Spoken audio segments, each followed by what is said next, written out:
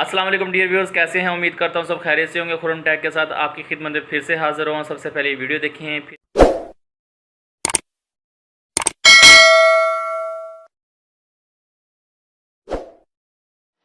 सरकार में सवाल यह है कि अल्लाह ने हमें पैदा किया हजरत आदम अलैहिस्सलाम की उम्मत में, इसलिए हम आदमी हैं।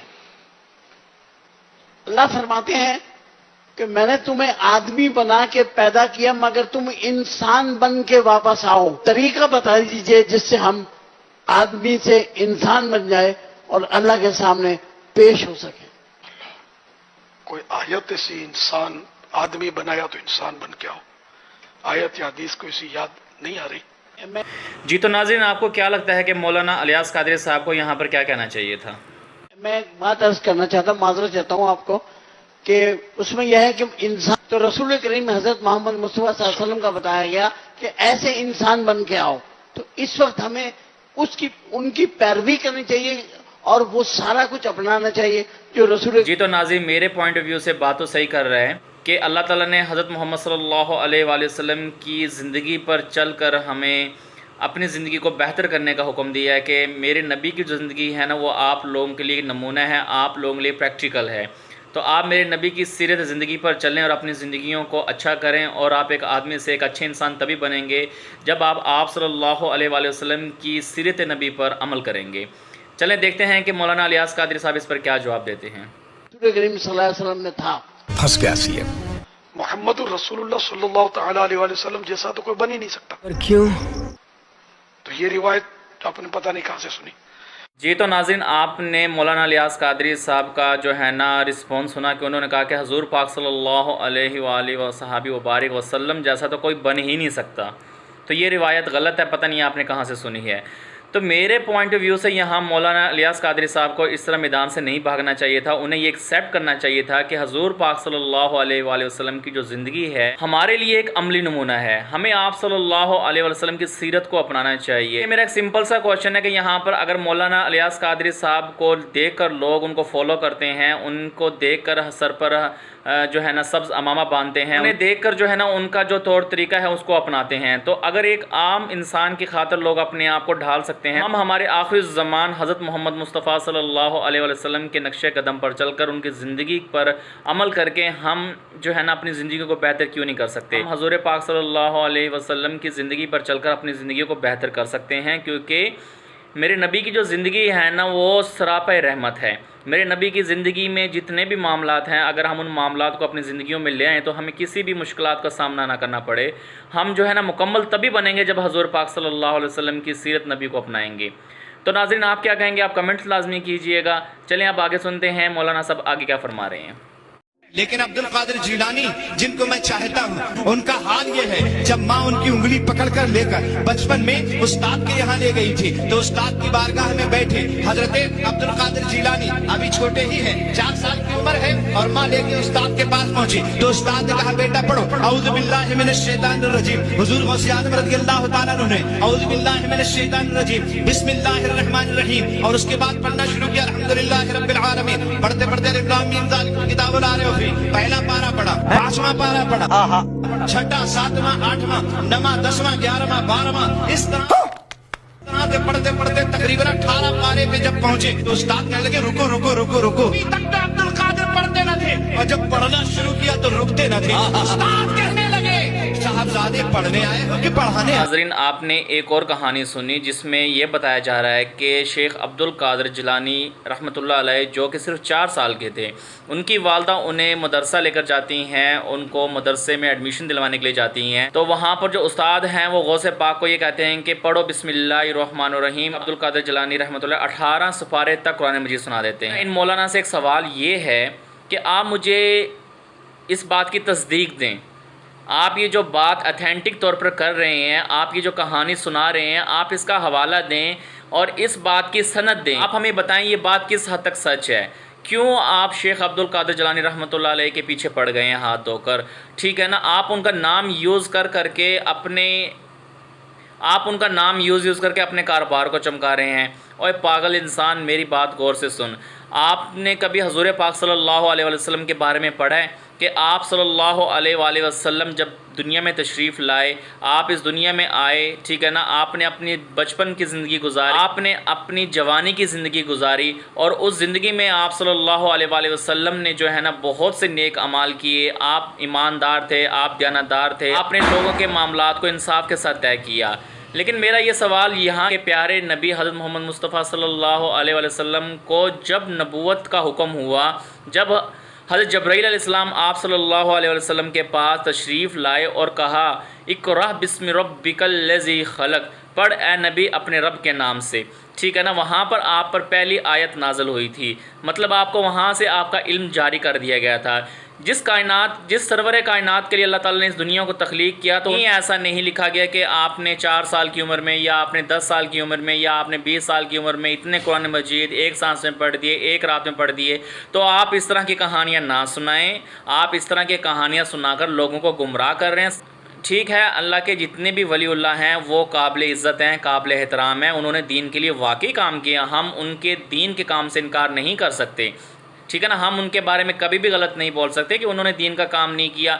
लेकिन ये जो आप कहानियाँ पेश कर रहे हो ना, काश वो ज़िंदा होते तो ना तुम्हें गिरेबान से पकड़ कर ना तुम्हारा सही वो हशर करते, तुम्हें पता चल जाता कि तुम उन्हें किस तरह से बदनाम कर रहे हो, कैसे उनके नाम को लेकर आप गलत अकायद दे रहे हो। खुदा खौफी करो, अपनी इस्लाह करो। मेरे मुर्शिद गौसे आज़म की शान तो ये है कि यार ये बंदा कौन है? इस बंदे की ना जितनी भी वीडियो है ना, इसमें भी सारा जोर लगा देता है, इतना चीख चीख के बयान कर रहा है, इतने जोश और जज्बे से बयान कर रहा है कि मैं आपको बता नहीं सकता कि इतना जोर इस बंदे के पास आया कहाँ से है।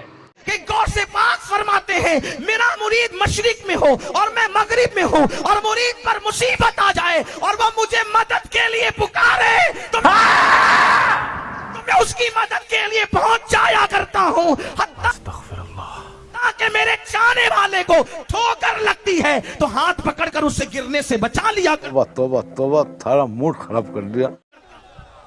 गौस पाक के बन तो जाओ।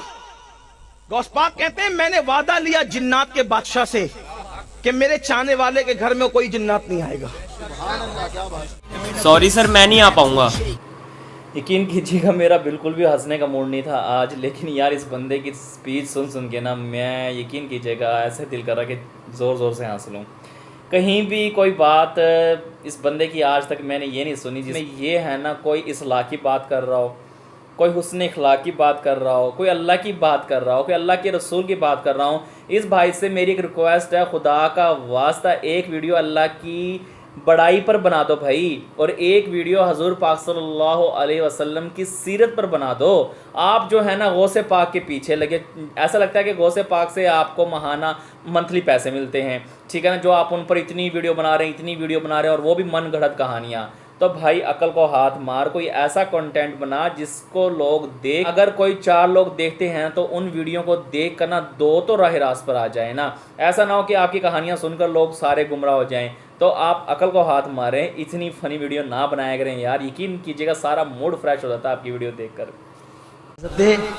शेख अली इब्ने हेती फरमाते हैं कि मैं 29 रमज़ान को आपकी बारगाह में गया तो मैंने देखा कि एक खूबसूरत जवान बड़ा सजा धजा था, अब बड़ा खुश था, तो वो जो है वो निकल करके जा रहा था। मैंने कहा हजरत कितना खूबसूरत है, कितना सज धज के है और कितना खुश है, कौन था ये? गौस पाक मुस्कुरा के कहते हैं वो ईद का चांद था।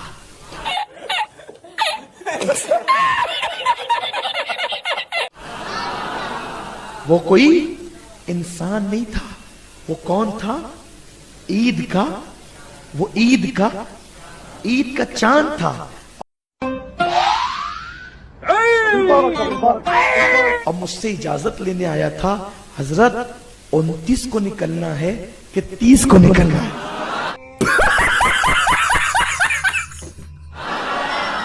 अगर आप कहेंगे तो हम 29 को आ जाएंगे और आप कहेंगे तो हम 30 को आएंगे। अल्लाह ने आपकी इजाजत पर मौकूफ रखा है कि कंट्रोल कि जो मेरा अब्दुल कादिर कहे तूने वही करना। हद कर दी यार इस बंदे ने आज, यानी कि ईद का चांद, वो गौसे आज़म के पास चल कर आया है, मैं 29 तारीख को निकलूँ या 30 तारीख को निकलूँ, कि अल्लाह ताला ने आपको इख्तियारात दिए हैं कि आपके हुक्म से मैंने निकलना है। अल्लाह ताला ने इस कायनात को तख्लीक किया, अल्लाह ताला ने ये चाँद, सितारे, सूरज ये खूबसूरती के लिए बनाए हैं, इंसान को दिल लगाने के लिए बनाए हैं। इनका इंसानों के साथ कोई ताल्लुक़ नहीं है। वो पत्थर से बने हैं, पत्थर बेजान होते हैं, पत्थर बेजान होते हैं। पत्थर जो है ना सिर्फ हजूर पाक सल्लल्लाहु अलैहि वसल्लम के सामने कलमा पढ़ सकते हैं, उसके अलावा ये पत्थर बेजान है। इस पर जो है ना लोग फजूल का इल्ज़ाम लगाकर फजूल की कहानियाँ बना रहे हैं कि चाँद खुद चल कर आ गया। मुझे बताएं चाँद की टांगें कहाँ से आई, चाँद के हाथ कहाँ से आए, चाँद का मुंह कहाँ से आया। और जिस चाँद को आप इतना सा समझते हैं ना कि इंसान के साइज़ का जितना, वो इतना नहीं है। आप साइंस को भी पढ़ लें, ठीक है ना। हमारी ज़मीन का एक चाँद है, वो भी हमारी ज़मीन के 1/3 हिस्से के बराबर है। वो हमारी ज़मीन के गिर्द घूम रहा है, उसका इंसान और बशर से कोई ताल्लुक़ नहीं है। अल्लाह ताला ने इंसान की खूबसूरती के लिए इन चीज़ों को तख्लीक किया है कि इंसान इन चीज़ों को देख कर खुश रहे और अल्लाह ताला की वहदनियत को, अल्लाह ताला के एक होने पर ईमान रखे। सल्यूट हो गया भाई आपकी कहानियों का। ये देखें आपकी कहानियों को सल्यूट हो गया, ठीक है ना। तो खैर नाज़रीन, आज की वीडियो आपको कैसी लगी? उम्मीद करता हूँ आज की वीडियो आपको बहुत अच्छी लगी होगी। तो देखने के साथ साथ कमेंट भी किया करें, और प्लीज़ कमेंट जो है ना पॉजिटिव व्यू में किया करें। हमारा मकसद इनको गाली गलौच देना, इनको बुरा कहना नहीं है। हमारा मकसद है कि जिस रास्ते पर ये चल रहे हैं और हमारे नौजवान तबके को चलाना चाहते हैं, उससे ये बाज आ जाएं और अल्लाह की तौहीद को बयान करें, अल्लाह के कुरान को बयान करें, अल्लाह के रसूल की सीरत को बयान करें। हमारा मकसद सिर्फ यही है वीडियो बनाने का। हमारे साथ जुड़े रहिएगा। मिलते हैं इंशाल्लाह नेक्स्ट वीडियो के साथ। जाने से पहले मेरे चैनल को लाजमी सब्सक्राइब कर दीजिएगा ताकि आपको आने वाली मज़ीद वीडियो आप तक आराम से मिल सके। दें अपने हौस खुरम राव को इजाज़त। मिलते हैं नेक्स्ट वीडियो के साथ। अल्लाह हाफिज़।